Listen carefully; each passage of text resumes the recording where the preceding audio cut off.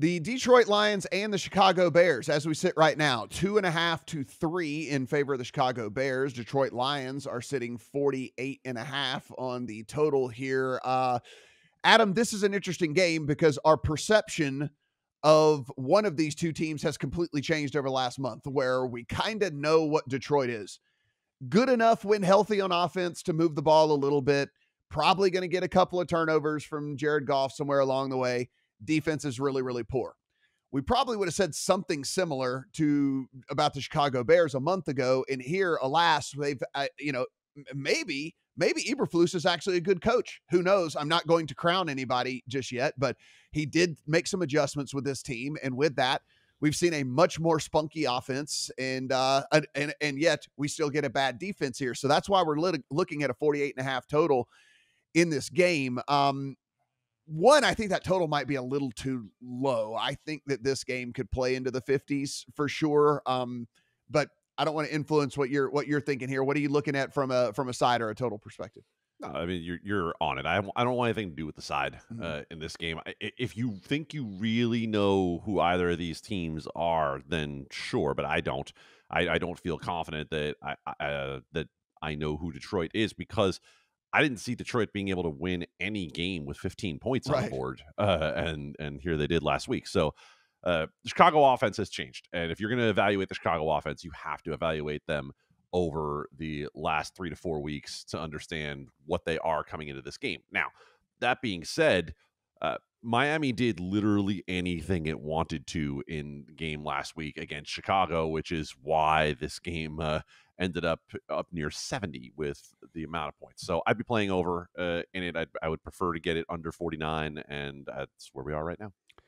Yeah, Steven, I know the 2.5's tempting on the Bears. I can't talk anybody off of the 2.5 with the Bears. Look, there are 4 units that we basically evaluate the most, right? We don't really talk about special teams all that much. We talk about both teams' offenses and both teams' defenses. Well, we know for sure that both of these defenses are bad.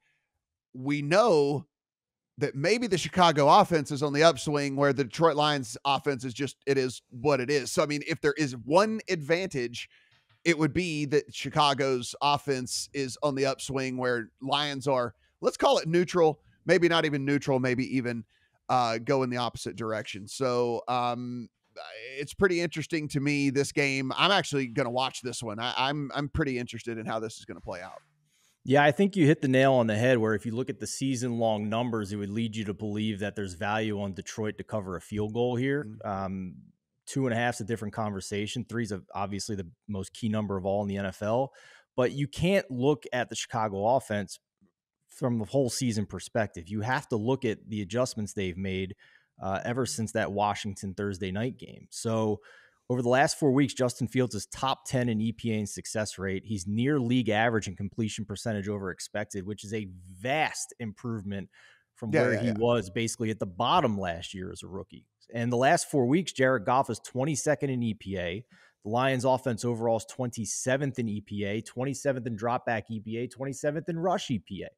So I have a lot more confidence in the Chicago Bears to be able to score points in this game than I do the Lions against an admittedly poor Chicago defense. And I thought the Lions were pretty darn lucky to win that game last week. They were outgained in yards per play against the Packers by more than a yard, which is massive in a single NFL game, only 4.5 yards per play. I would not bet the Bears at -3.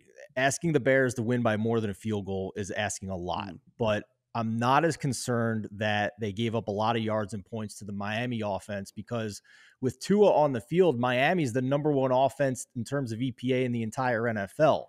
It's a totally different story with the Detroit Lions this week. So I thought 2.5 was a good number here for the Bears, and I bet it.